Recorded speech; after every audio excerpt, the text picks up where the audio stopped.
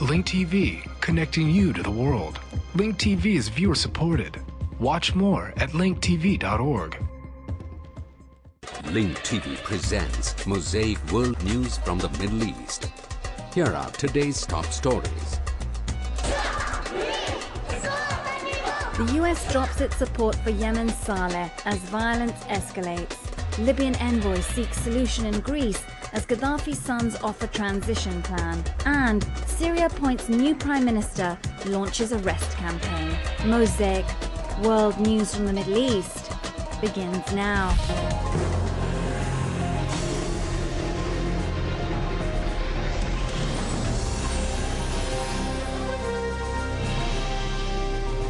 On the 47th day of the Libyan People's Revolution against Colonel Muammar al-Gaddafi's regime, the battles and attacks continued in the eastern and western parts of the country. In the latest developments, a source from the local National Council in Tobruk said that Gaddafi's brigades attacked and completely burned southern Libya's Masla oil fields with rocket launchers and heavy machine guns. The oil field feeds into Tobruk's refinery. One of Gaddafi's military squads headed to the neighboring oil fields at Syria. The two oil fields are located in the desert, about 400 kilometers from Ajdabiya. Meanwhile, the battles continued in Brega. Revolutionaries said they launched an attack on the city from 3 directions and managed to enter its eastern neighborhoods after fighting Gaddafi troops. In the western city of Misrata, Gaddafi brigades continue to besiege and bomb the city amid difficult living conditions in which water and electricity have been cut off for days. The city's hospitals are witnessing the tragedy as they are overcrowded with bodies and wounded people. Politically, Italy has officially recognized the Transitional National Council as the only legitimate representative of the Libyan people. Rome reiterated its demand that Gaddafi and his family step down and leave Libya. Gaddafi's envoy Abdul Ati al-Obaidi arrived in Turkey from Athens. The envoy visited Greece earlier and delivered a letter from Colonel Gaddafi to the Greek Prime Minister, which spoke of the Libyan regime's desire for a ceasefire. According to the Turkish Foreign Ministry, a representative from the opposition also arrived in Ankara today. The heated political confrontation coincides with the escalating situation on the ground.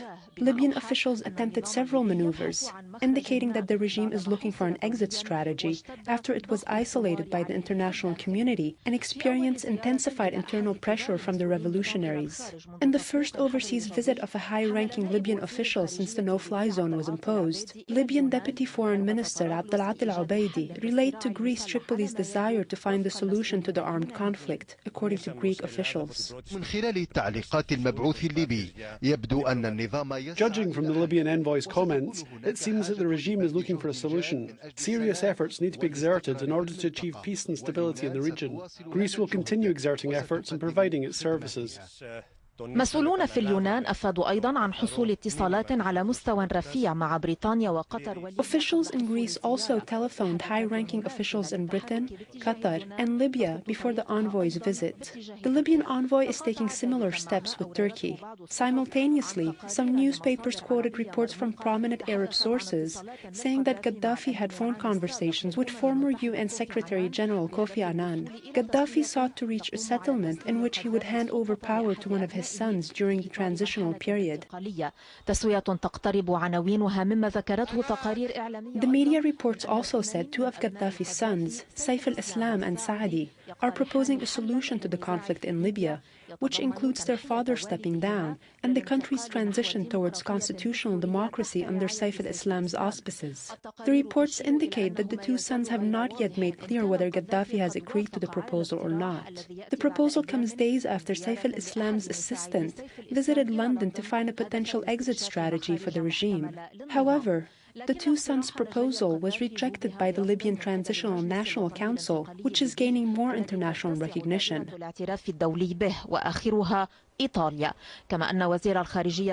The latest country to recognize the Council is Italy. After the Italian Foreign Minister met with a member of the Transitional National Council, the official of Foreign Affairs, Ali al-Asawi, he said the proposal relayed by the Libyan regime's envoy had no credibility. He indicated that he talked with his Greek counterpart, who informed him that Gaddafi vowed to respect the ceasefire, but there was no mention of Gaddafi relinquishing power.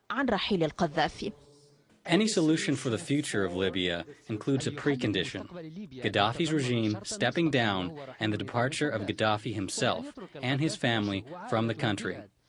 This is the only political condition. The replacement of Gaddafi by one of his sons is unacceptable because they are all involved in killing Libyans and directing military operations against them. Therefore, the Libyans and the National Council reject it. While politicians are on the move, heated battles continue at the front lines on the ground. Gaddafi's brigades attacked Masla oil field in southern Libya, which feeds into the Tobruk refinery. In Buraika, revolutionaries continued their attacks and retook control of its eastern neighborhoods after violent fighting with Gaddafi's troops.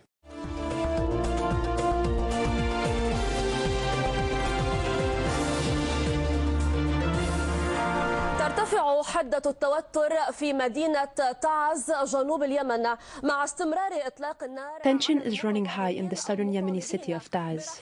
This news comes after Yemeni security forces opened fire at protesters who are demanding the ouster of Yemeni President Ali Abdullah Saleh. City squares were turned into field hospitals, packed with hundreds of injured people shot by Yemeni troops. Yesterday, the Yemeni army prevented a march to the provincial government's headquarters in Taiz. Today, over 15 people were killed and hundreds were injured as protesters attempted to storm the building, as confirmed by initial reports. Meanwhile, 2 protesters were killed and nearly 400 others were wounded in protests in the city of Hodeidah. Ahmed Qasim has the details. تتسع الهوة كل يوم بين الرئيس اليمني علي عبد الله صالح والمطالبين. The political gap is widening between Yemeni President Ali Abdullah Saleh and protesters demanding his ouster. Meanwhile, the number of Yemenis killed and injured across protest squares continues to rise. After their demands were rejected by the president, Yemeni protesters decided to change their plan. Protesters in Taiz organized a march to the provincial government's headquarters, but the road was bumpy. Yemeni police fired live ammunition and tear gas at protesters, injuring 650 of them. Most injuries were sustained due to gunfire and tear gas inhalation. Yemeni security forces managed to push the protesters back to the square.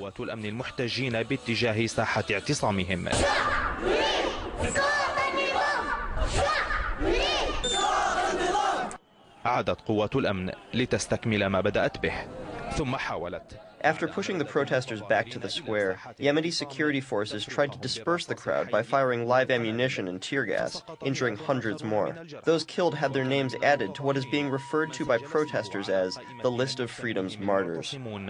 شهداء الحرية. المشهد في تعز جاء مشابها لما حدث في جاراتها الشمالية. The scene in Taiz was not much different from that which was witnessed in neighboring Hodeidah in the north. Protesters in Hodeidah marched from their protest squares to the presidential palace in a show of solidarity with the residents of Taiz. They organized their rally before dawn, but this didn't prevent the army from being heavily deployed in the street. Over 400 protesters were injured by gunfire and hundreds of others were wounded by tear gas inhalation.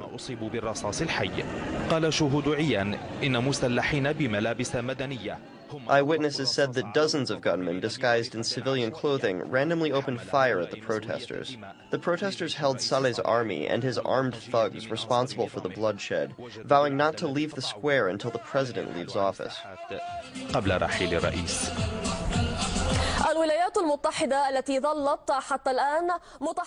The U.S., which until today had expressed reservations over the ouster of Yemeni President Ali Abdullah Saleh, said it has shifted its position. Washington has long supported Saleh's reign over the past 33 years and has largely refrained from criticizing him in public. According to the New York Times, the U.S. administration has told its Yemeni allies that its support for Saleh is untenable due to the widespread protests and believes he should leave office. وأنه بات على الرئيس اليمني مغادرة السلطة.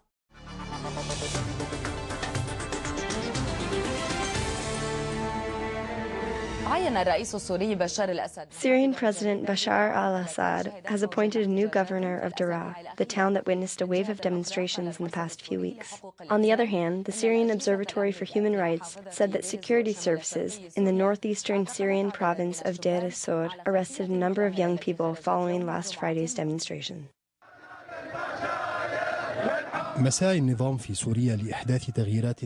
Syrian regime is attempting to implement quick and tangible changes in light of the country's protest movement and the death of dozens of people as a result of the security forces' crackdown on demonstrators, which seems to be ongoing. President Bashar al-Assad issued a decision to appoint a new governor of Daraa, the city that marked the beginning of the protests. At the same time, the President appointed Prime Minister Adel Safar to form a new government following the resignation of Naji al-Otari's government. Adel Safar is affiliated with the ruling Ba'ath Party and served as the Minister of Agriculture in the government that resigned. His appointment generated protests in the so-called sites of the revolution. Protesters especially criticised his performance in the Ministry of Agriculture, while the media reported on his history, competence, qualifications and professional conduct. And while Syrian authorities began releasing a number of detainees, among them political activist Suhair al-Atasi, Syrian human rights organisations and opposition groups reported on a new arrest campaign. Security agencies arrested dozens of activists and youths suspected of participating in popular demonstrations against the regime.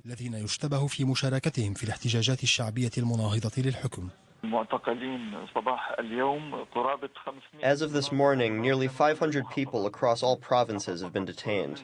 This figure includes only those detained after March 18th, the day of the Dignity Uprising in Daraa.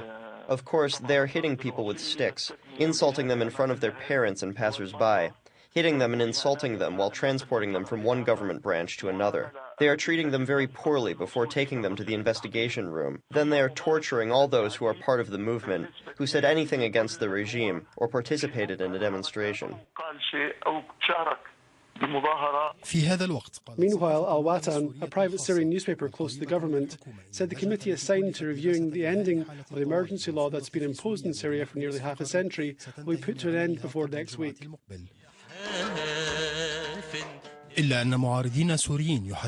However, Syrian opposition members warn that the regime could exploit the exceptional anti-terrorism laws approved in a number of Western countries after 9/11. Opposition members say these laws could replace the emergency law and provide a legal cover for the security services' continued control, especially in light of the legislative body's weakness. Wael El Hajar, BBC.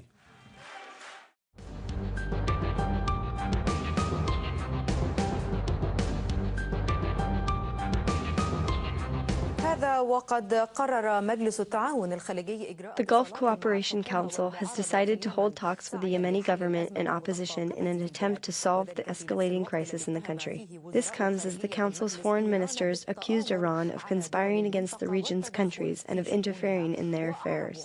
The ministers expressed their deep concern over the issue. They clarified that Iranian interference in the Gulf countries' affairs is being conducted by fueling sedition and religious division among their citizens in violation of international conventions and rules of good neighborliness.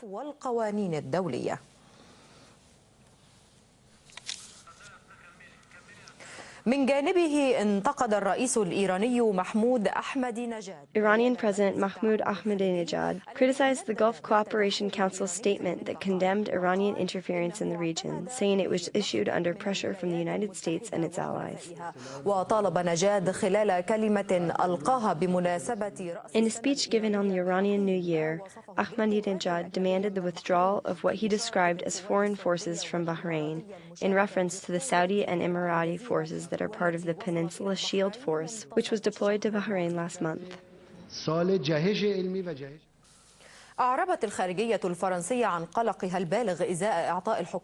The French Foreign Ministry expressed its deep concern over the Israeli government's approval of the expansion of 4 settlements in the West Bank. France confirmed its condemnation of this approval, saying that it violates international law and constitutes an obstacle to the roadmap for peace. This comes as the Council of Jerusalem is discussing a plan to expand settlements in Gilo, located in East Jerusalem. The plan aims to build 950 new settlement units in its first phase.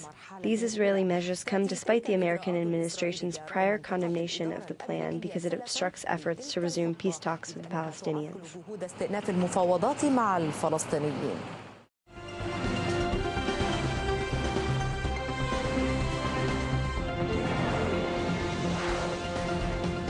We have obtained new footage from Bahrain showing police using heavy-handed tactics in dealing with pro-democracy protesters, and during this coverage we're trying to air for you those images. By the way, In the image that you're about to see, Bahraini forces are seen beating a protester in the city of Daya. This protester is handcuffed, you will see that, while being constantly beaten by the security forces. A rights group and opposition parties say hundreds of people have been detained or have gone missing since the protests began in mid-February. Human Rights Watch has said that at least 18 people have been killed by security forces that are backed by troops from Saudi Arabia, like I said. Senior religious leaders and clerics have condemned the government's crackdown on opposition protesters. The situation in Bahrain, of course, is ongoing as the world media attention is focused on the events that are taking place in Libya and to a lesser degree in Yemen, but events are still taking place. This footage justifies what I'm saying. These are Bahraini security forces. As you can see, somebody is lying on the ground. That is a protester, an anti-government activist. He is handcuffed, and then he is being kicked at and beaten, as you can see. Again, these are the latest images we are receiving from the city of Daya in Bahrain.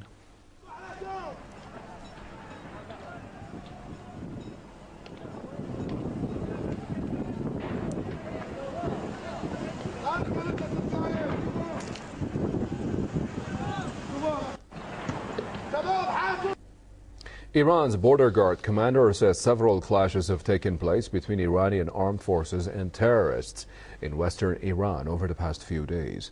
4 Iranian troops were killed and another 5 wounded in one of the clashes near the border city of Marivan on Friday night.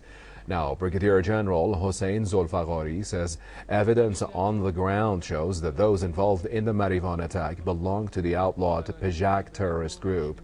He also says there has been no assault on a police station and the terrorists actually intended to take over border guards posts.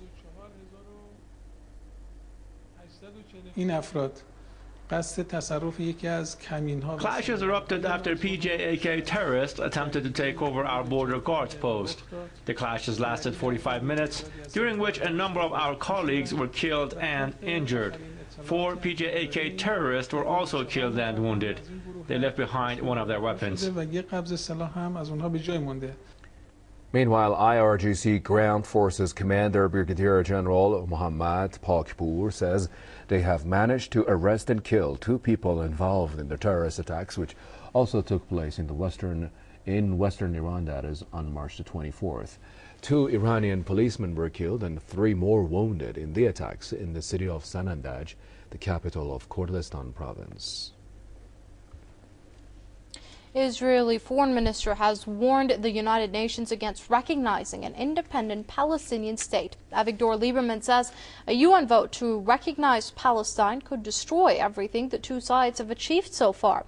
Lieberman, however, failed to list the achievements. Israel has called the recognition of an independent Palestinian state as counterproductive to the so-called peace process. Palestinians are expected to seek a UN vote for an independent state in September. They are seeking an independent state within the 1967 borders with Jerusalem al-Quds as its capital. Over 100 countries have so far recognized Palestine as an independent state.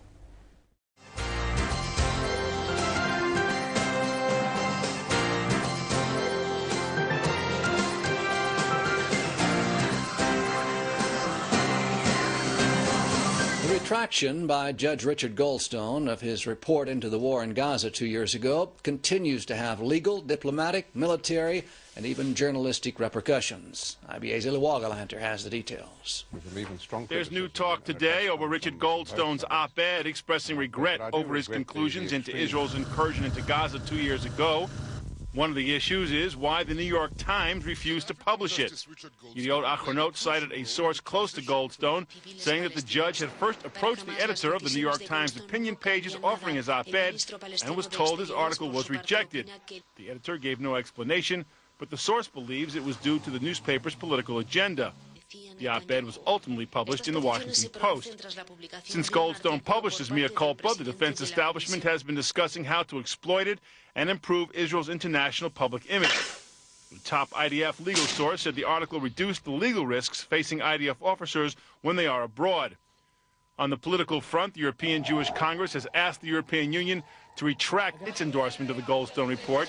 EJC President Dr. Moshe Kantor told the organization's General Assembly that the European Parliament needs to correct the resulting damage that the erroneous Goldstone report caused Israel. American Jewish groups, as well as Israel itself, have demanded that the United Nations retract the Goldstone report, but there is little likelihood that the Human Rights Council, which Goldstone admitted is biased against Israel, will admit the report was wrong. Foreign Ministry sources are saying that in the best of circumstances, it might be possible for the UN General Assembly to adopt a new resolution concluding that an earlier resolution which fully adopted the Goldstone report is no longer valid. Officials said that Israel could try and convince Goldstone to turn his op-ed into a letter to send to UN Secretary General Ban Ki-moon and to the UN Human Rights Commissioner. This will turn the op-ed into an official document and will thus have greater political and judicial importance. Moreover, Goldstone's article could be used in the defense of senior Israeli officials should an indictment be served against them. Still being debated is why Goldstone retracted his commission's findings. One theory is that since the publication of the Goldstone report, the judge and his wife have been socially ostracized in Jewish circles, which has caused them a great deal of sorrow. Other sources close to Goldstone claim that the decision to publish the letter didn't stem from social pressure, but from the judge's understanding that the Human Rights Commission took advantage of his name, status, and his being Jewish to unfairly censor Israel. Eli Wogelanter, IBA News. Palestinian engineer Darar Abu Sisi was charged today at the Beersheba District Court with endangering the security of the state. The suspect was allegedly captured in Ukraine and brought to Ashkelon's Shikma prison where he awaits trial. Most of the case details remain under a gag order. The German newspaper Der Spiegel reported that the Gazan engineer may clandestinely serve as a high-ranking Hamas official in Gaza and possess information related to abducted IDF soldier Gilad Shalit. Abu Sisi is a manager of the only power plant in Gaza. His family and Hamas spokesman maintain that he has no connection with the terror organization nor Gilad Shalit.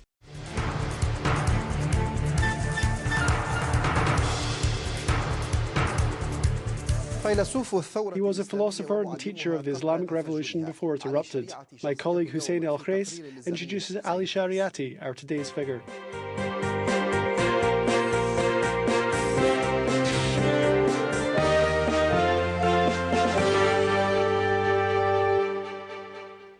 هو الذي أخفى أعداؤه فكره خوفا من الثورة. His enemies hid his philosophy in fear of a revolution, and his followers concealed his calls to avoid arrest. In between the two sides, he wrote over 120 volumes of philosophical writings in 23 years. He wrote some in jail, others while in exile. For this reason, atheist Jean-Paul Sartre said that if he were ever to choose a religion, he would choose the religion of Ali Shariati. The man was considered an infidel in his society because he criticized the authority of religious leaders and their distortion of holy texts since the first Safaviya dynasty. He was also alienated in exile, accused of religiosity aimed at Islamizing Europe.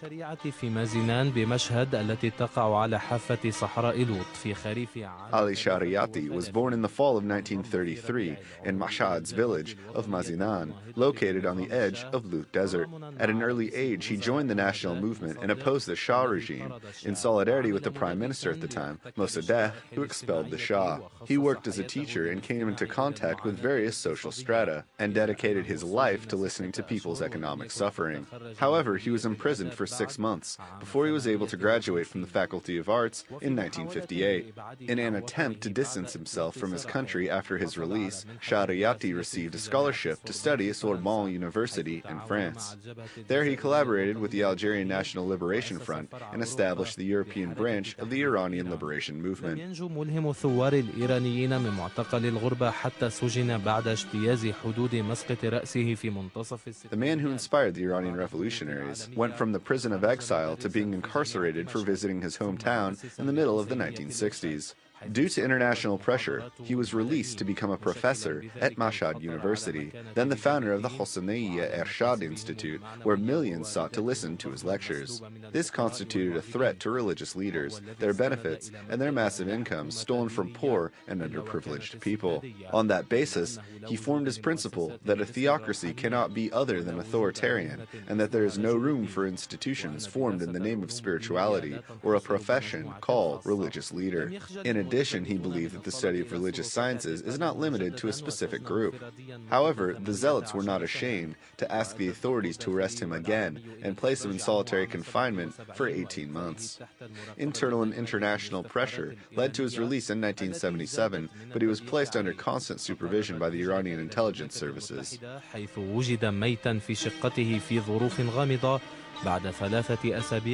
With increased restrictions, he decided to immigrate to the United Kingdom, where he was found dead in his apartment under suspicious circumstances 3 weeks after his arrival in London. British authorities claimed he had a heart attack.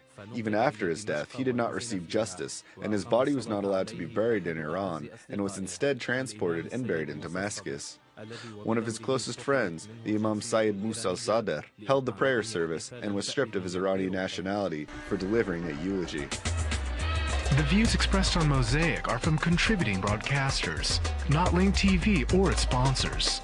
The production of Mosaic is made possible by grants from the John D. and Catherine T. MacArthur Foundation, the Firedoll Foundation, and by support of viewers like you. Thank you. Watch Mosaic World News online.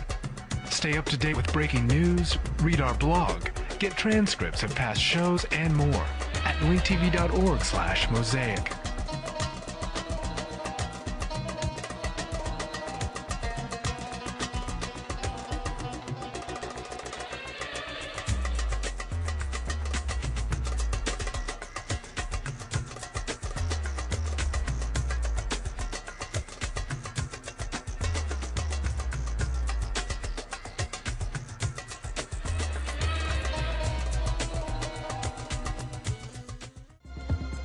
This program is brought to you by Link TV for educational and non-commercial use only.